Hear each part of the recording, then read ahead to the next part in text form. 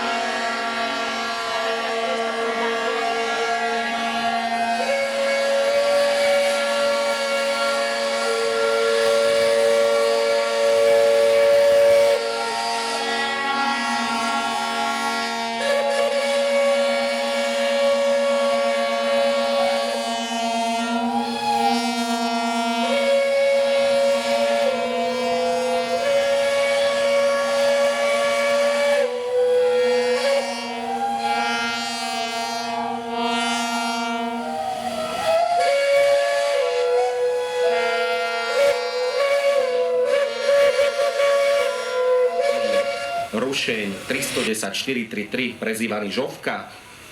Privítajme ho potleskom. 130 rokov v službe, ako môžete vidieť aj na symbolickej výzdobe. Je to párny tendrový rušeň na mokrú paru a bol vyrobený v roku 1896 v Budapešti. Tento rok premáva už 130 rokov. A môžeme povedať, že išlo o vôbec prvý historický exponát vo vtedy vznikajúcom múzejno-dokumentačnom centre východnej dráhy ČSD, neskôr súčasného železničného múzea. Tak skúsme zapískať nám možno.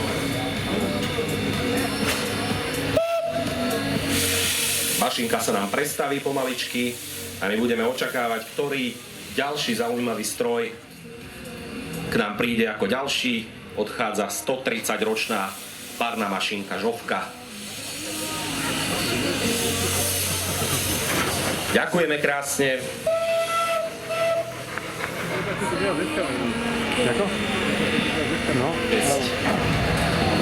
Na našu točňu.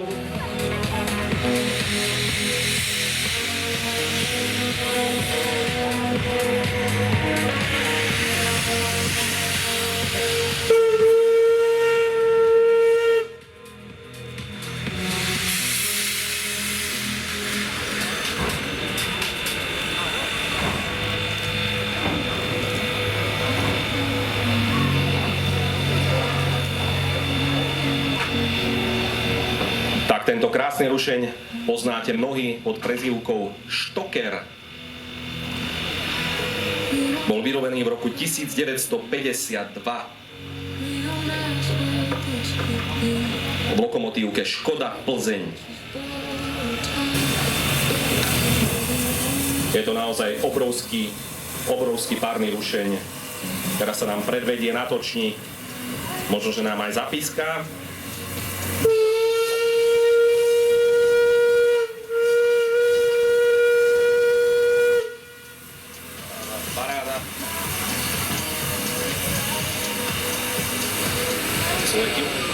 Ďakujeme ti veľmi pekne, Štoker. Pozdravujeme spolok Výhrebne Vrútky. Zatleskajme.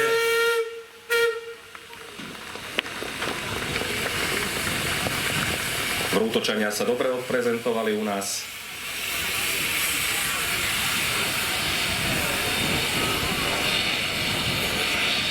Toto je. Rovičky sú juhla, alebo mále na vrchu limita.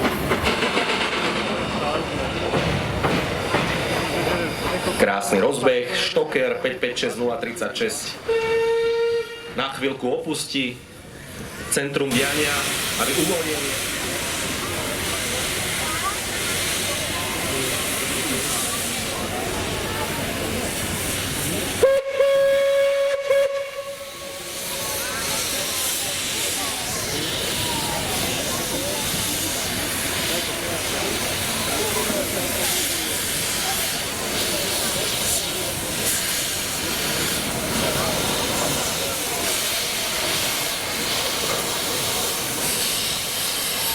Na točňu prichádza maďarský rúšeň 424.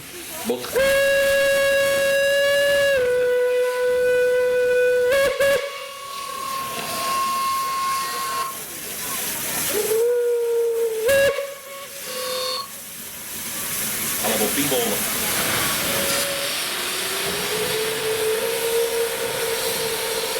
Patrí k najväčším.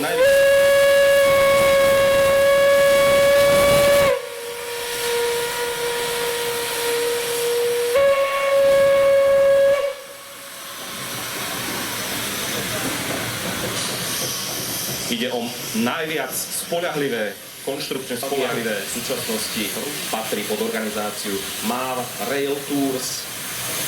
A zaujímavosťou je, že v Európe zostali funkčné len 2 stroje tohto typu. Na jeden sa práve pozeráte. A luxusné nostalgické expresy, napríklad Royal Hungarian Express, alebo expedičné vlaky po celom Maďarsku a okolitých štátoch. Čiže tento rušeň je plne prevádzky schopný na luxusné nostalgické expresy napríklad. 90 km za hodinu. Rušeň 424 MÁV prezývaný Biváli alebo Bivol z Maďarska. Ďakujeme veľmi pekne.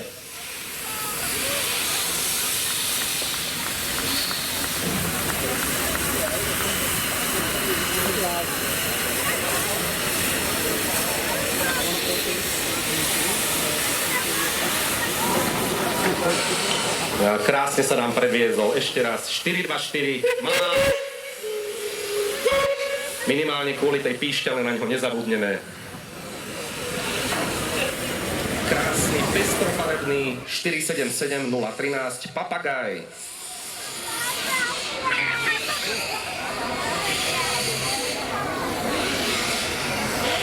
Práve kvôli krásnemu pestrému sfarbeniu dostal svoju prezývku. Rušeň 477 013 Papagaj prišiel k nám z Popradu.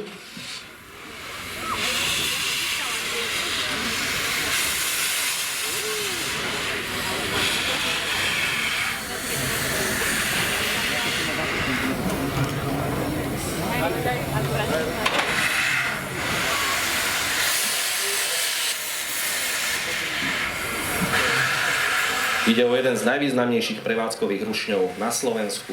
Podľa typického svetlo-modrého náteru skrine dostal svoju prezývku. Vyvinutý bol pre. Rušeň bol vyrobený v roku 1951. Celkovo bolo vyrobených 60, takže tu sa vám jeden z týchto 60 predvádza. Prišiel do Bratislavy z Popradu a zaujímavosťou je, že mal celozvarovaný kotol ako prvý svojho druhu. Ďakujeme rušňu Papagaj.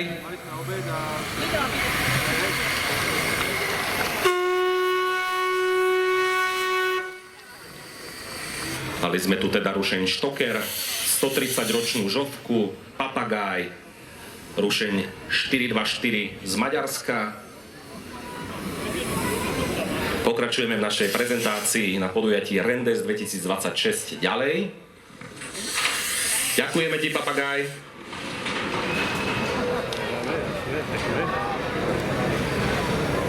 Efektný rozbeh nesmel chýbať.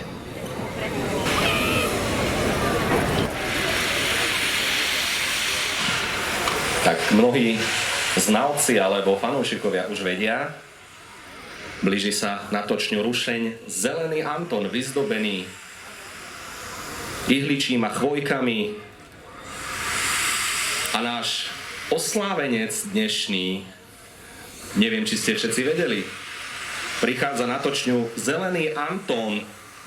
Vitaj, 486 007, špeciálne vyzdobený nielen kvôli svojmu dnešnému sviatku, meninovému, ale aj kvôli tomu, že oslavuje 90 rokov prevádzky. Nie je divo, že si dáva na čas, aby sme si ho vychutnali.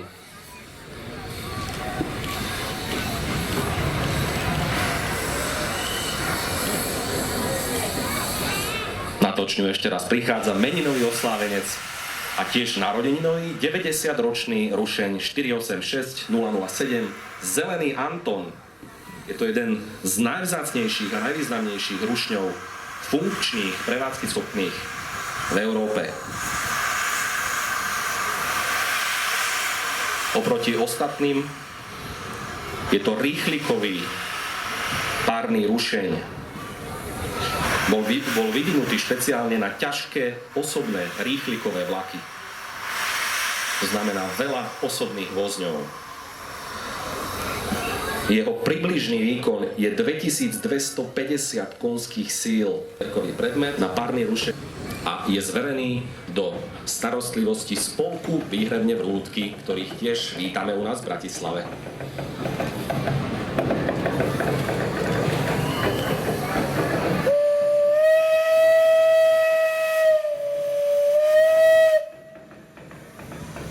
Okrem toho 486 007 Zelený Anton.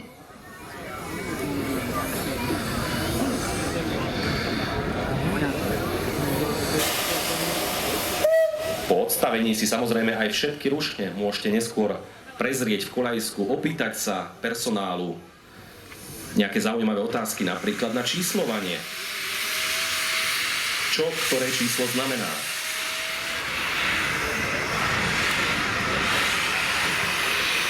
Ďakujeme spolku Výhrebne Vrútky za prezentáciu rušňa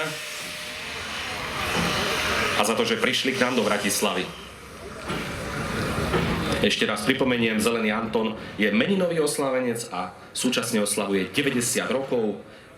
Jeho maximálna rýchlosť bola 110 km za hodinu. No nemenej významná mašinka.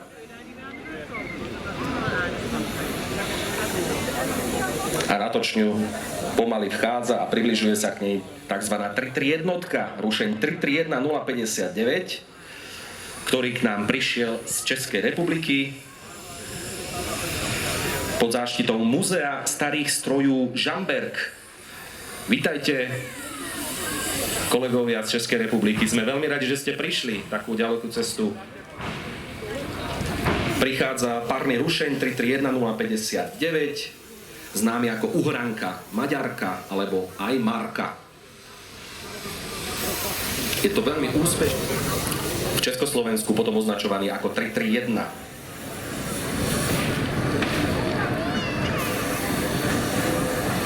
Tento rušeň vyrobila budapeštianska lokomotívka v roku 1950. Je to dvojvalcový a tendrový rušeň.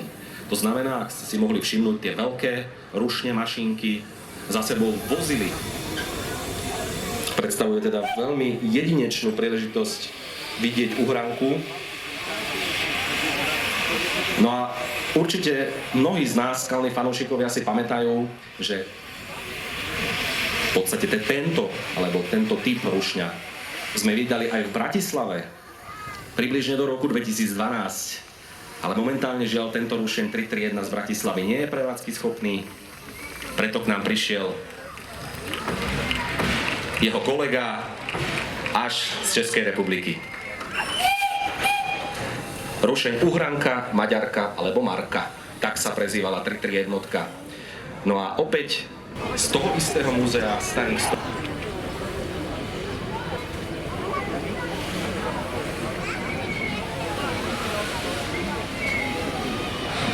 Vidíme, že opäť rušeň inej konštrukcie, ktorý nemá za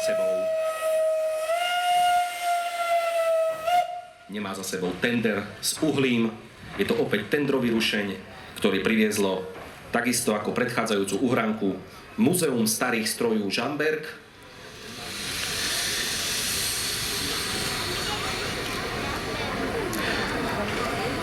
Možno sa opýtate na tú prezývku ventilovka. Tento rušeň ventilovka je typicky svojím zvláštnym riešením ventilového rozvodu pary systému Lenz.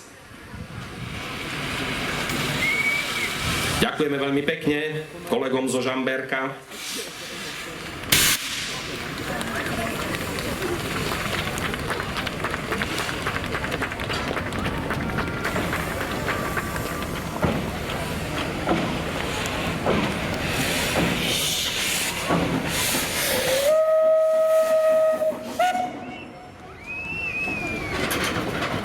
tentokrát domácim zastúpením. Bratislavský Rušeň 555 3008, Mazutka. Privítajme Mazutku na točni. Je to domáci predstaviteľ Klubu priateľov histórie železničnej dopravy, ktorý sa o tento Rušeň stará v Bratislave a jeho domovským depom je práve Bratislava Východ. Často ho medzi podujatiami môžete vidieť odstavený práve tu v tomto areáli. A fanúšikov si získal najmä pre pravidelné jazdy z Bratislavy na Záhorie do plaveckého podhradia. Vyrobený bol v roku 1943.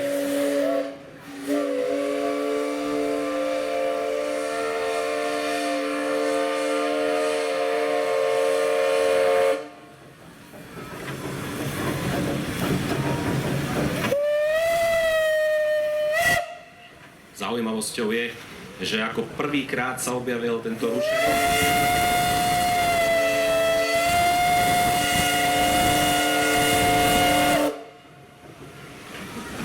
Parádne predstavenie, konštruovaný na mazutové vykurovanie.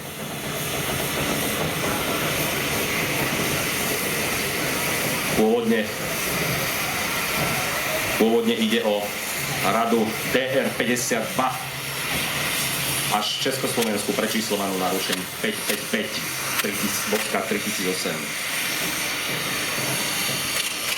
Približne v 80. rokoch bol získaný do zbierok Múzejno-dokumentačného centra.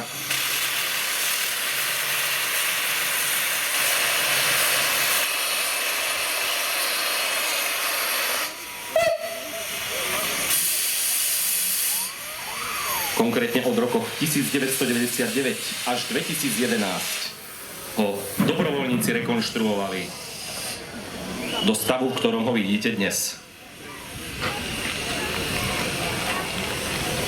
Viac ako 10 rokov rekonštrukcie. Výsledkom čoho je tento unikát. Ďakujeme veľmi pekne. Klub priateľov histórie železničnej dopravy z Bratislavy. A ich Rušeň Mazutka.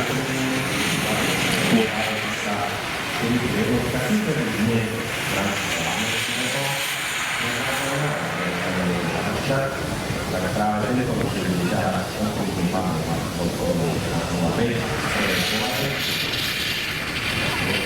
Nákupný verzie vyšiel na Českej republiky. Múzea starých členov Kamer,